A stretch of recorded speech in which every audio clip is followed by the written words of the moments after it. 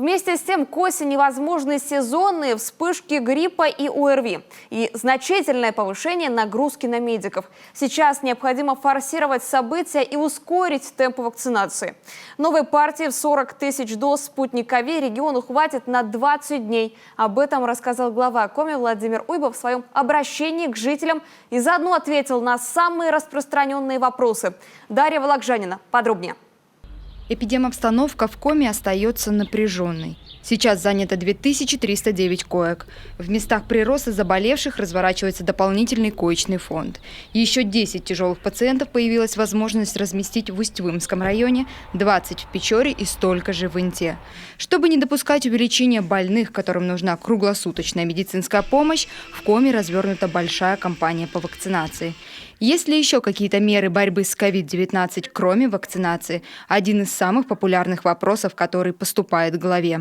На сегодняшний день вакцинация все-таки это единственный эффективный способ защиты от ковида. При этом, конечно, я постоянно говорю, это тоже мера профилактики, ношение маски, обработка рук дезинфектором, антисептиком. Это тоже меры профилактики. Но при этом, конечно, это все-таки недостаточные меры. Поэтому вакцинация – это единственный способ действительно профилактировать и защититься от ковида. При этом, вот я уже тут без комментариев просто добавлю о том, что вот часто же говорят, что заболел человек вакцинированный. И я много раз вам приводил примеры. Действительно, такие факты бывают. И при этом мы говорим, что если человек заболел, уже будучи вакцинированным, после 6-8 недель после вакцинации, то у него риск заболевания тяжелой формой практически не существует, такого риска. Как правило, все-таки вакцинированный переболевает достаточно легко. На днях в республику поступила партия в 10 тысяч доз вакцины «Спутник Лайт». Данная вакцина является однокомпонентной, то есть сертификат вакцинированного можно получить сразу после одной прививки. Но непривитых жителей Коми волнует, почему им отказывают в вакцинации именно лайтом. Хочу сказать, что мы не отказываемся прививать вакцину «Спутник Лайт», но «Спутник Лайт» все-таки рекомендован для переболевших ковидом и для ревакцинации. Поэтому, если вы приходите на прививку впервые, то, конечно, «Спутник Лайт» не показан для первичной вакцинации. Наличие антител указывает на то, что человек был инфицирован COVID-19. Болезнь его могла протекать в тяжелой, легкой и бессимптомной форме. Поэтому жители республики активно делают тесты на антитела, полагая, что их наличие точно обезопасит их от возможного заражения COVID-19. Почему же тест на антитела не делают до вакцинации?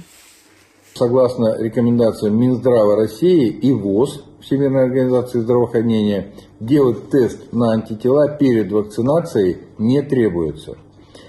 Почему? Потому что в настоящий момент не существует утвержденного маркера, то есть определенного уровня антител, и работа по выработке такого параметра находится сейчас в стадии исследований и пока не принята не только в России, но и во Всемирной организации здравоохранения. Обращения к главе поступают также из конкретных населенных пунктов. Например, жители Инты интересуют, где можно ознакомиться со списком организаций, где требуют обязательную вакцинацию. Хочу еще раз напомнить, что такого списка организаций для конкретного города или городов нет. Список сфер деятельности, а я говорил в свое время, таких сфер деятельности 11, работники которых подлежат обязательной вакцинации, утвержден постановлением главного государственного санитарного врача по республике Коми. Соответственно, если вы входите в перечень вот этих 11 декретированных профессий, да, это основные образование, здравоохранение, сфера услуг и транспорт, и там 11 отраслей, то вы обязательно подлежите вот этой вакцинации как декретированная профессия. Напомним, что сотрудники, подлежащие обязательной вакцинации, должны привиться первым компонентом в срок до 6 августа, вторым до 27 и не менее 60% коллектива. Решение об обязательной вакцинации – мера вынужденная. Это позволит замедлить волну распространения вируса. Дарья Вологжанина, телеканал Юрган.